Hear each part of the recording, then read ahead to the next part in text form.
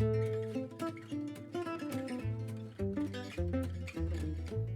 right, well, I think we'll go ahead and get started. 6:04. So I want to thank all of you that joined us from all of the various meetup groups, or if you found us on Facebook or one of those groups.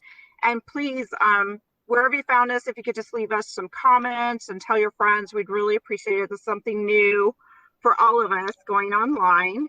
So we've started this series of destinations. So tonight we're going to be sharing Belize, and Cindy Cohen it will be speaking.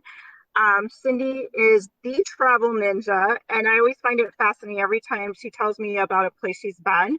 She shares a new story. I think all of us have a lot of stories, and sometimes we don't get enough time to share and hear about all the wonderful experiences we have when we travel. And with everything that's going on in the world as a traveler, it helps me to, armchair travel, get out a map and look at the pictures and kind of relive or plan ahead for somewhere new to go when it's, when it's comfortable and safe for everyone to go out and actually go places. So let's go ahead and get started. And Belize is the destination. So Cindy, why Belize? Why did you choose Belize? What drew you to Belize? Tell us about that choice. Well, it's funny because when I went back to try to answer this question in preparation for tonight, I honestly don't know. I know I probably saw some pictures. Belize is a very water-centric country. It has over 200 miles of coastline on one side there on the Caribbean side, and it has 200 plus islands, which was another thing that was a draw for me. So I love the water. I'm not a scuba diver, tried that, not for me, but I do love to be in the water and on the water. And so when I was looking at places to go, Belize was my very first solo trip as an adult, taking a trip all by myself. I was there for 8 days, and I was looking for a place that I could enjoy alone and feel safe. And that's really what drew me. I had pictures of this amazing blue water. Actually, the picture on the screen that you're looking at, I have a beautiful story about sitting on this pier waiting for a boat in Belize. But these blue waters are really, I think, what drew me there. The water is just a spectacular color of blue, and it's just beautiful all the time. I loved every minute of that. So I think that's what took me there. And then just two other things when I was planning this and decided to go solo. Belize is the only country in Central America that speaks English, and they take the American dollar. So as it being my very first trip alone, I felt like I could go to an exotic location without a lot of hurdles, both in language and, transferring money. Right. There he goes. I don't know if you could hear that siren that went by me, but that was really loud.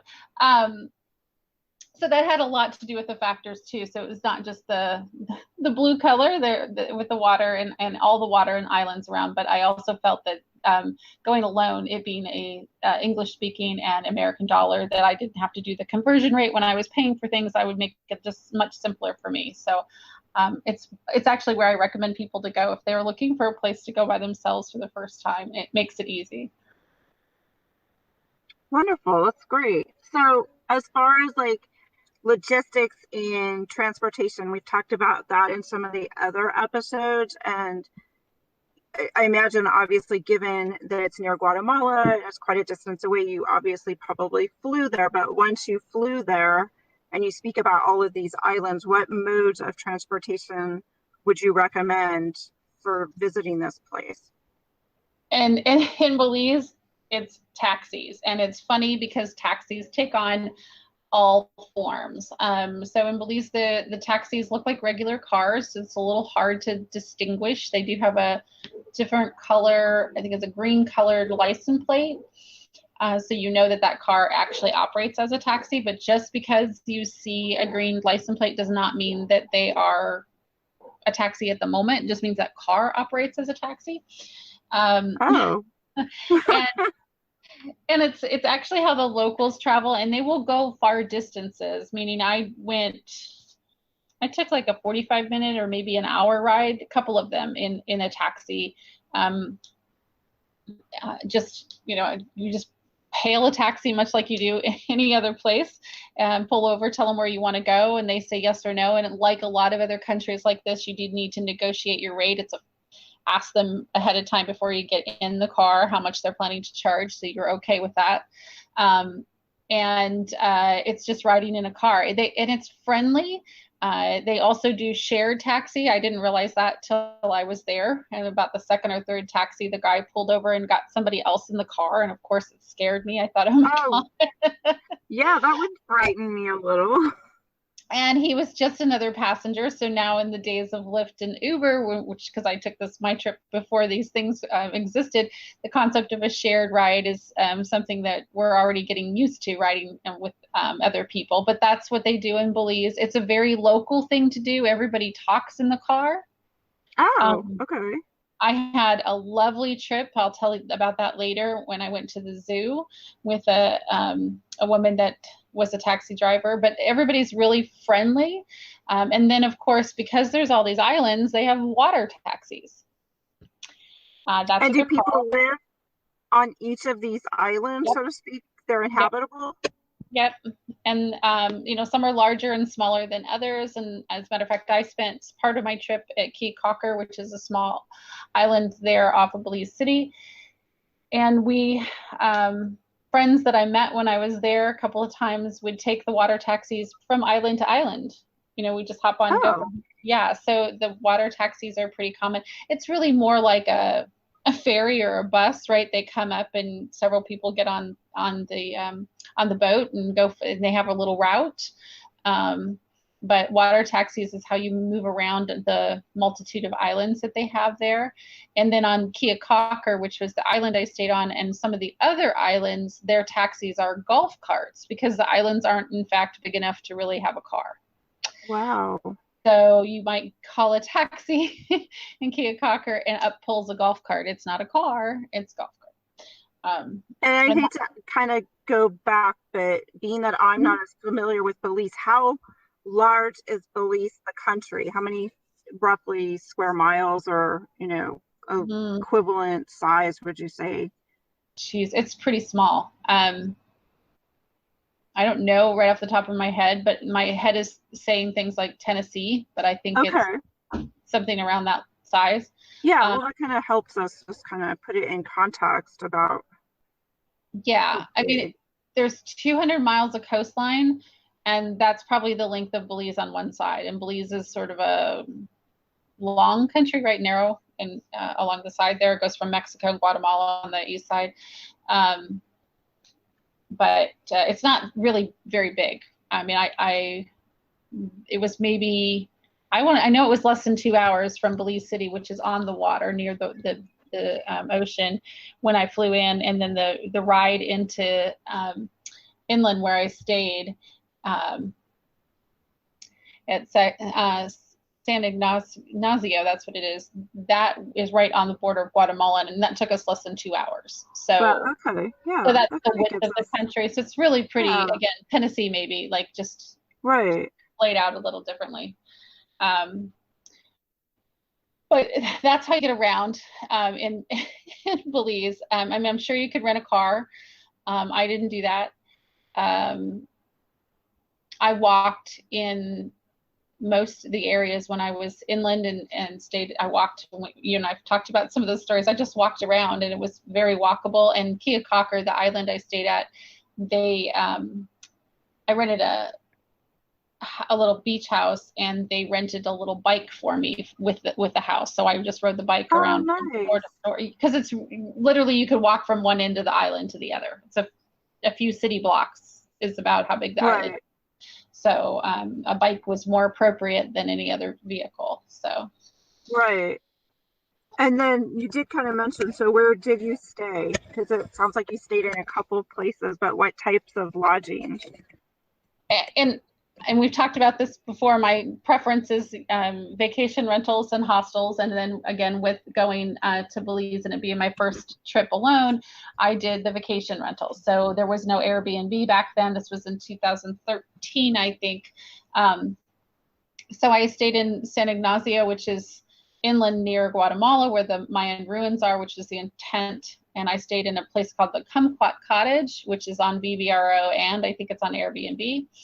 But I had this whole house to myself with a beautiful jungle-like backyard. It was a little intimidating as a solo traveler, being my very first time. I arrived at night, and so going to the house, someone picked me up at the airport and escorted me to the house, so that was nice. But you know, arriving at a house and being at the place in the dark was a little, I would have preferred to have my first few moments there being during the daylight, and I think we all do when we travel. But the house was beautiful, and it was just right outside the city, a few blocks, so I was able to walk into the city every day and enjoy, it's not a city, the little town, and you know, hang out at the restaurants and enjoy what was there, and do a little shopping and enjoy the locals there. And then when I was on Keokauker, I did the same thing. I rented a little beach house. It was a little tiny, almost like an apartment. They had these little bungalows, which was really cute. And I really enjoyed that with the bike and being able to tool around this little island. And they had a couple hostels on the island, and I met several folks through that. And those would have been beautiful too. I just was, you know, unsure of my experience before I had done that trip, whether that was something I would like doing in Belize. So I think they'd both be great options if you were traveling in those locations. So. And if you were to go to Belize, is there a certain time of year that you would kind of recommend due to weather or any things like that you should be thinking or be aware of? That's an interesting question. I'm sure somebody would tell you that there is a better time, but I've been to several countries in Central America, and I mean, they don't really have a winter. It's not going to snow. So the worst, I mean, coming from both of us Iowa girls, right? You know, it's sort of like, how bad could it be, right? And the worst is that it would be rainy. And I've been to some other Central American countries during what they consider their rainy season, and it's actually probably better than during their hot season because it's hot and humid. So we've talked about things like the shoulder season, and I think that those times would be good for those countries, for Belize. But I don't think there's any time that Belize would be bad. It will always be warm and wet. And even in the summer, it's going to be wet, and that's what you get when you go to a tropical country. So I don't think you would be disappointed. Maybe if you were doing some sports activities, like a lot of hiking and so forth, the rain might kind of poo-poo that experience. But again, in my experience with those locations, it doesn't rain usually for days and days and days. It rains and then the sun, and it rains and then the sun. So there's still there's still time to enjoy. Yeah, and when it's hot, the rain feels good. So even on the hike, and I've had that, so that's still a good thing. I guess if you're doing certain activities where that might not be a good thing, you might choose differently. But I can't think of any bad time to go to Belize. Wonderful. What would be some of your not to miss things to see or experience in Belize? And so there's so many things that are beautiful. I was not aware when I first started looking at the country how many Mayan ruins there are in Belize. Being close to Guatemala, Guatemala is more known for that, but I think there are at least 6 or 8 different places. I visited 2 when I was there, which is fascinating. It's if you've never been to that type of location, seeing these structures, and in Belize, many of the structures are still intact. And lots of sculpture and engraving. It's amazing. And being, you know, as old as they are, right? I had a hard time standing next to some of these thinking that these are, you know, 500-600 years old, some of them more. It's spectacular that we can still have that. The other thing about the ruins and the parks that I visited when I visited these ruins, there's what is the Chunanticha, which starts with an X, and I think I'm pronouncing that. Chunanticha and Calpeche are the 2 that I visited. There's let's see, how do I explain it? It's like a park. You just walk in, it's grass, and you walk through the ruins. There's really no place you Wow. can't go, which I found as an American, it was really bizarre because if that ruin was here, there would be ropes around it. You wouldn't be able to go near it. And if there weren't ropes around it, there would be graffiti and trash around it. Right. And so I just found it fascinating that it was really felt like a park. It wasn't clean because there was a security guard, because there was no one. It was just clean because they're respectful of it. It was very eye-opening in the differences in culture, and the difference in the way they present something like that. You could just walk up then and touch the ruins, or absolutely. I walked up the steps. I walked through the little rooms. I touched them. I sat on them. Because I have some pictures. There's these walls, and because people were just walking through them, and it's not. You're still respectful because it's an older thing, but it wasn't. I hate to say that it wasn't overprotected, because it really, it didn't need to be, if that makes sense. Yeah. And I thought that was quite beautiful about what it says about their people and about the way they respect their history. It was not the kind of thing that I expected. When you enter it's sort of like you go into a building and you pay a fee. I could have easily gone in without paying the fee, because there was also no real ticket or entrance place. Of course I didn't, because that pays for keeping it and maintaining it and so forth. So you just do that, and everybody else is doing that. So I certainly would recommend getting inland, and you don't need to go to Guatemala to see those kinds of things. And Belize has a jungle community. There's howler monkeys and other things, lots of jungle and wildlife to see in Belize. So hiking and getting out, I did a lot of that, walking around. I think that was the best part of being there. You asked me. Just enjoying and kind of taking each day as it came, so to speak. Yeah. And if you're a scuba diver, there is the Blue Hole, which is a kind of like open cave. I don't know how else to describe it. It's the cave, you can go into it from the top, right there off it's near Keokuk, or near the islands. And they say they have some amazing coral to see. It's one of the best places to scuba dive. I actually tried to do that and found that scuba diving was not for me, but I still enjoyed the water. And I do think that would be something, if you're into that kind of thing, that is definitely something not to miss. And don't go to Belize and miss the islands. Go out to at least one, get out on that water and see how amazing that is, and the speckled islands across alongside the country, what there is to see there. As you can imagine, the life, meaning the way the people operate, and the food and the restaurants are all different when you go to the islands versus when you're inland. So wow, it's very and I had no idea that there was that many little islands right there off the edge either. Yeah. The Keokuk, or the island that I went to, which was a recommendation from a friend, it's actually now, interesting trivia, it's now 2 islands. There was a hurricane that came through, and it wiped out, there was a little peninsula that kind of connected 2 pieces of land, and it's gone. And so now the 2 pieces of land are actually 2 islands, if that makes sense. There's a little, it's removed it.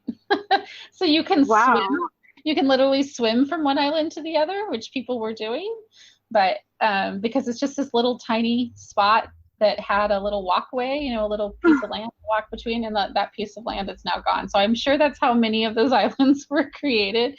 The earth just sort of shifts during those things and creates more islands or less islands. So tell us about any type of travel mishap that happened or occurred, or something that you learned going on this trip.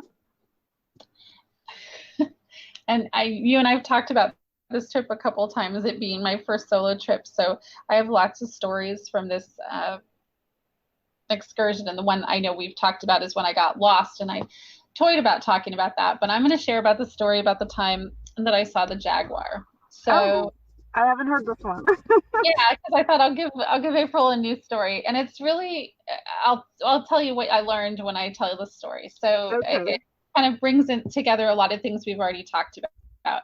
I had to take from San Ignacio. I had to take a taxi into Belize City to then take a water taxi out to Keokauker as I was shifting from one place to the other. And Belize has a zoo, famous zoo called the best little zoo in the world, which is really not a zoo. It is an animal rescue location. There was a movie of some sort in the 80s filmed there, Huh. and there were, I don't know, 40 to 50, I don't remember how many, quite a few animals used during the movie, and they then didn't have a place to put them.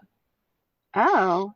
So this zoo kind of popped up, this rescue place popped up, and they dedicated themselves to rescuing animals that were either abandoned or had been as pets or whatever was going on. That's what they do there, as rescue animals. So unlike any other zoo, they are not that, they have a different mission. Right. And so I had read a little bit about it, but they're all local animals from Belize. So that was another place to get a chance to see them up close. So I said to my taxi driver, a young woman who picked me up, that I wanted to stop at the zoo because it was on the way before we got to Belize City. And that was not a problem. So we get on our long trip. It's, like I said, maybe an hour and a half drive. And I had a beautiful conversation with her and her daughter, because she just brought her daughter along, because that's what you do. Daughter was in, I say, middle school, so she was a young girl. So we just had a nice conversation about life in Belize, and about how their schooling system works. And we talked about things that we saw as as we're driving from one little town to another, as you're, on a road trip, April, if you see things on Yeah. the road. And I would ask, hey, what's that? So back to the question about how to move around, those taxis are amazing because they will talk to you and they'll tell you what's this and why are we doing that. They're very open and willing to share that information. So you learn, it's like having your own That's tour guide. nice. Yeah. They don't know they're a tour guide. So when we arrived at the zoo, I, didn't know how long I was going to be in the zoo. So I get out and I said, I'll be back in maybe, it's a small zoo, half hour, 45 minutes, just going to walk around and see what there is. And the woman driving the taxi said, well, would you like me to take you in and walk you around? I go to the zoo all the time. And I was like, oh, sure. And at first I wasn't sure because I kind of felt like she was offering this to maybe see if I would pay her for the tour. Oh, right. And then I was also not sure because I was partly thinking, I don't know, I like to be alone. So it would have been nice to have some private time to just look at the animals with my own thoughts versus with others. But I said, sure, why not? What could it hurt? So Right. she takes me in, and she knows the people. We walk right up. She knows the people at the ticket counter. We pay for my ticket. She didn't have to pay for her ticket, so I didn't have to do that. We just walk in, and now she's kind of taking me from enclosure to enclosure. So if you imagine a petting zoo, that's what this felt like. Everybody's behind a Oh, chain link fence. All the animals are very close. You can almost touch them. Many of them you could touch because they're just between you and wow. the fence. And she walked around and she really knew where things were. Right. And so there's toucans and monkeys, which I found interesting because I said, oh my gosh, look at all these monkeys. And she's like, yeah, they're not even in the zoo. They just feed them here. Oh my gosh. So they just fed there were some monkeys that were actually part of the zoo, but a lot of the howler monkeys and other monkeys that were coming in, they just come in for the food. Um, Right. Foxes and birds and toucans, and it was quite amazing. And then she saved the big jaguar for the end, and she's like, so let's go walk over and see Buddy, was his name. Let's go see Buddy. And I said, okay, let's do that. And I didn't know what to expect. I mean, I've seen all kinds of animals at the zoo. at a regular zoo. So we Right. walked Yeah. over into this area, and it's very lush and green. So there's an enclosure, and again, it's just a chain link fence. And there's this enclosure where they've got, there's water. It looks like the jungle in there. They've done a nice job. And her and I are walking through, and we're looking for this jaguar. And we had a little trouble with some of the other animals in the other enclosures finding where they were hiding, right? Because they're up in a tree behind the corner. So her and I were walking, and it was probably about 20 feet from one end of his enclosure to the other that was facing the fence there.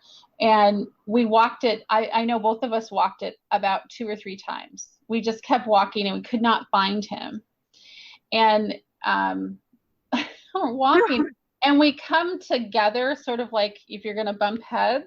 Right. So we come together, and we were looking down on the ground, looking low, looking under things, and we stood up together, and we're like, I guess we're not going to see him. And then we turned, and he's eye level. His face is in my face. Oh my gosh. And it was all because we had been looking for him, like literally looking behind and under things. And he had the whole time had pretty much camouflaged himself without really trying, because we weren't looking for him. And he's laying like sprawled leg across this log. It was amazing. Both of us jumped. We were startled because he couldn't have been more than 5 feet from my face. Oh my gosh. So it was quite, startling and breathtaking, and just a beautiful animal. I have a picture I'll have to show you, because I mean, there's no way you'd ever get this picture of this animal without being so close to him. It was quite amazing. And, so I guess the lesson, I had a couple things here is, that the locals do really know, especially if they're offering. Many times you'll learn a lot from that. I feel fortunate that I kind of caved and let her walk me in there. Right. And then, I was disappointed.